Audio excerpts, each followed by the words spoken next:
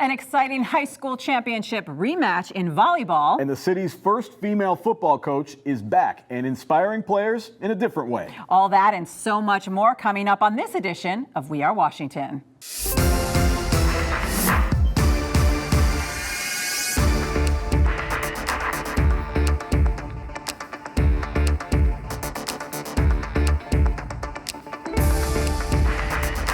Welcome to We Are Washington. Coming up, we'll hear from the coach who's created a volleyball dynasty at Wilson High School.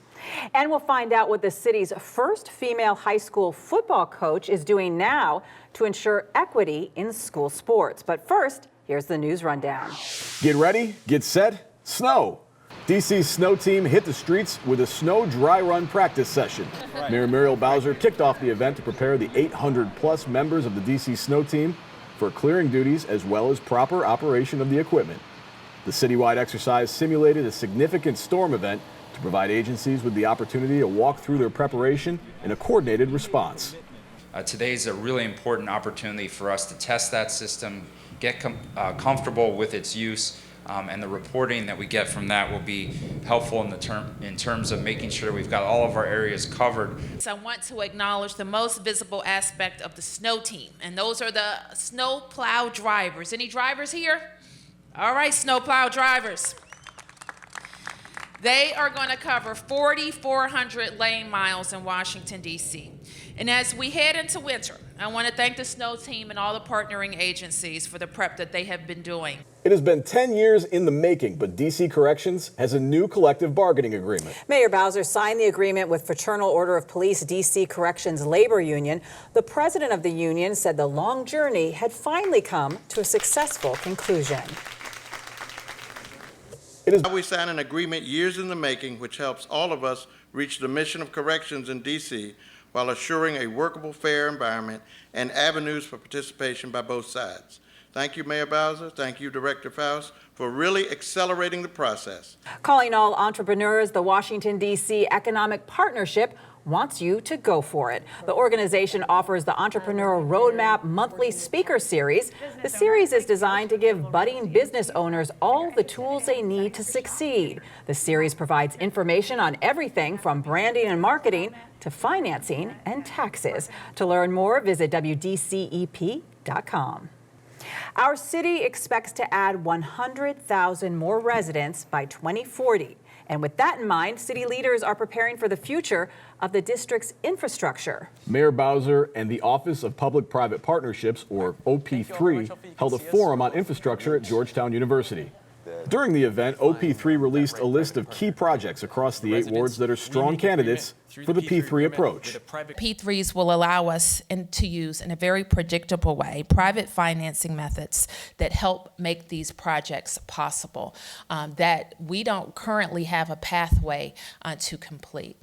And so part of my job is to make sure not only am I taking care of the residents of today, but we are preparing our city for this pretty significant growth that's coming to the district in the years to come. To learn more about the project pipeline, visit op3.dc.gov. Glover Park residents got the chance to voice their concerns directly to the mayor. Mayor Bowser joined the Glover Park Citizens Association for one of their monthly meetings at Stoddard Elementary School.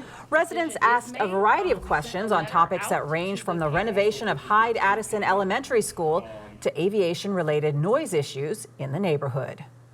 District tennis lovers are picking up their rackets for a worthy cause. The Southeast Tennis and Learning Center held its 17th annual Heart-to-Heart Tennis Experience.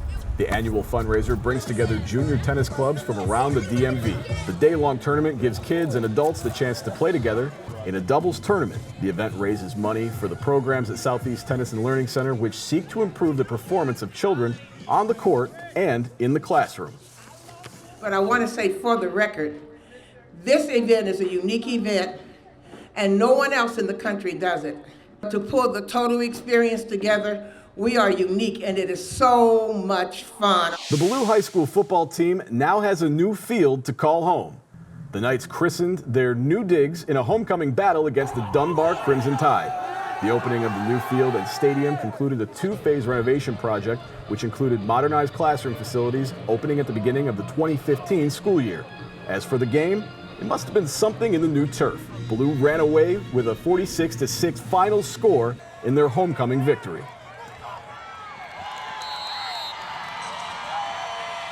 It was a highly anticipated championship rematch as School Without Walls battled Wilson in girls volleyball. And after 4 hard-fought matches, the Wilson Tigers reclaimed the DCIAA championship title. The two teams faced each other last year when School Without Walls had a major upset, beating Wilson after the school had enjoyed 7 consecutive championship titles.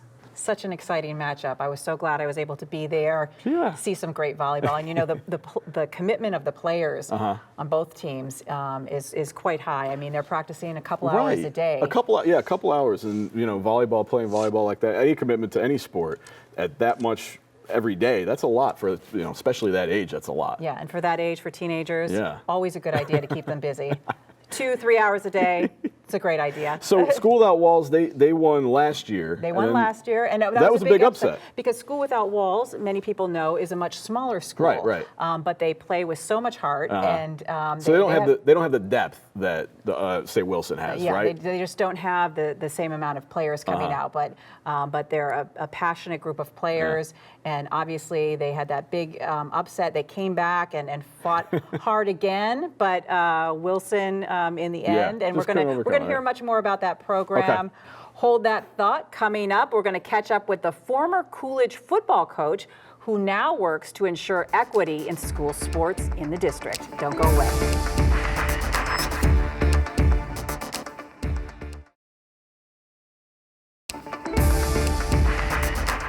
Many people remember Natalie Randolph as the city's first female high school football coach. In fact, when she took over as a football coach at Coolidge High School, the story received national attention. Today, Ms. Randolph is still making a big difference in DC high school sports, but in a much different role. Take a look. I think a lot of people may recall that you were also one of the first, I think the first female coach of a boys football team, certainly in the city. So tell me about that experience. What did you learn from that? I learned a lot. You know, I learned that the adults are harder than the kids. You know, the kids pretty much had no problem with it. It was really great. They accepted me. They taught me a lot. I was able to teach them. And that the impact that it had was not expected, you know, in terms of like the broader community and how people viewed it, but it was an added benefit which helped me into this role with Title IX, because, you know, Title IX is definitely something I benefited from as a student athlete in college, but beyond that, you know, it kind of flies under the radar, and then being able to be a woman in kind of a man's world brought that more to light for me. And so when this opportunity came about, it was like, oh, this is a perfect fit. What was the challenge when you first took over as coach? Was there a period of time where you felt like you kind of had to earn the respect of the players because they'd probably in their young football careers probably hadn't had any female coaches maybe up until that point? So how did you approach that? I was just real with them. You know, I said, this is different for both you and for me. So we're going to work through it together and make sure that this is a great experience for you and your high school.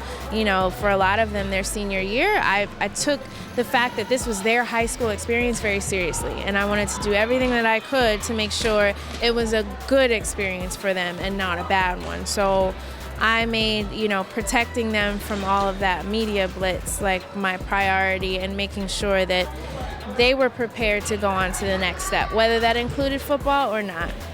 So that resonated with them, I think. And after the first couple days, they were fine. It was like business as usual. Just in general, tell me about the law that was passed in 2015 that's really having an impact on girls participating in sports. Yeah, it's basically a data transparency law.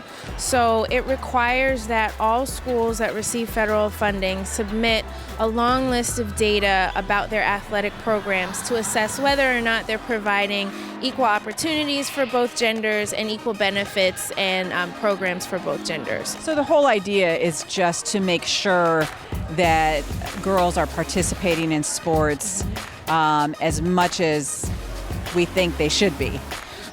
It's that, but it's also more so to make sure that schools are providing enough opportunities and equal benefits to girls that want to participate, and to make sure that schools are doing their fair share in making sure that they, make sure that they're interested, solicit girls to be interested, and once they are interested, they can do what they need to do based on their interests and abilities. So what are the trends that you're seeing as far as the sports that girls seem to be most drawn to, and where's the growth? They're still drawn to our, basics. Basketball, volleyball, softball are all popular. Flag football has really taken off, so we're happy about that. Girls are loving the flag football, and we're going to try to, some of the sports that require a little bit more, like swimming and things like that, we're going to try to make sure that everybody that wants to can do that. Everybody benefits from athletics, so we want to make sure that everybody can benefit equally.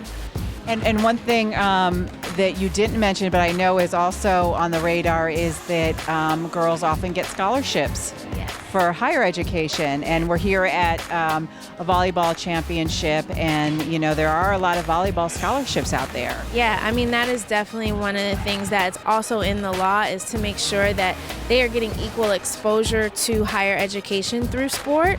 And that is for all of the kids in our city. Athletics are a way that can propel them to participation in higher ed, both for academics and for athletics. And usually they use the athletics as kind of a stepping stone, and that kind of fades away, but they end up with a degree and with a place, in society. She's such an impressive woman. And a few more things about Natalie. She graduated from Sidwell Friends.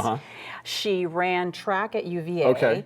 And then she played football for the DC Divas, which is part of the Women's Football Alliance. Oh, wow, so yeah. she's Very done just athletic. about everything, yes. Very athletic. And definitely a good cause to champion and be a part of. So that was definitely good to hear from her and hear what she had to say on the topic of sports and girls in sports in DC. So hold that thought, because we brought you the story of the Wilson women's volleyball team earlier and their impressive win to become state champs. But coming up, we're going to hear what the team had to say about their winning formula right after their decisive victory that crowned them the DCIAA champs. Don't go away.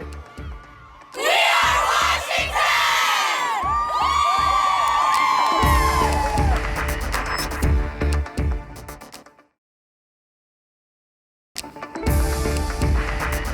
The Wilson Tigers have built a girls volleyball dynasty with 18 championship titles, including this year's, which came following a hard-fought battle against School Without Walls at Trinity College. Much of the success of the Wilson team is due to two sisters who have dedicated themselves to coaching the Tigers together for over a decade. Wow. We caught up with head coach Dr. Arrington to find out how she and her sister have built a winning volleyball program at Wilson.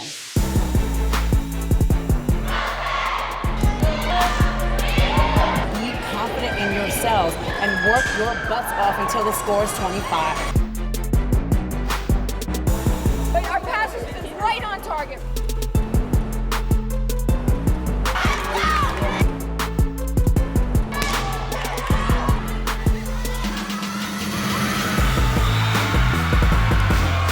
Wilson has such an amazing tradition. I think this is like 17th or 18th to win. I think 17 out of 19 championships, yes. So what do you attribute to this your great success with the volleyball team at Wilson? I think each year I get a great group of girls that come out for tryouts, and they really want to work hard. If I wouldn't be able to do it without my sister. She's a former pro. She played professional volleyball overseas, was 4 times on the U.S. national team. So we're like the dynamic duo. Without her teaching, with her volleyball background, my volleyball background, with the girls that come in and try out for the team, just the ones that are returners, they work hard. They go to clinics during the year. They play USA Juniors Club during the year. They go to camp in the summer. I mean, they come in with a work ethic that's unbelievable. We have a preseason 2 weeks before school starts. When we're able to start, we're in the gym. But they work hard, they're dedicated, they're committed, they put in the time. And I don't think the team would not be as successful as it has been without the players that have come in. And I love the dimension that you and your sister are working together. That brings a whole other element to the coaching. But what do you think, what is your coaching philosophy? You know, what do you try and really reinforce to the girls? I actually have two coaching philosophies. The first is practice how you want to play. You can't take practice for granted. You have to put in that time. We practice an hour and a half to 2 hours, sometimes a little bit over. I lose track of time sometimes, but you have to practice how you want to perform. The second philosophy is play with heart. Leave it all on the court. Play each point like it's match point, like it's the last point of the match. And if you give 110% every time you're out there, you can walk away with your head up, win or lose. You're going to walk away with no regrets. We just, have all the respect for Wilson. They come in hard every time. They have a good tradition, a good history. But our girls, we were 3 years ago. We won 4 games. Last year we won the championship. These girls just work so hard every day at practice. 2 to 3 hours of practice, and they've been improved so much. Senior, and we lost last year, and I just wanted to go at it with my all because I want to leave the school as a champion, and we did it.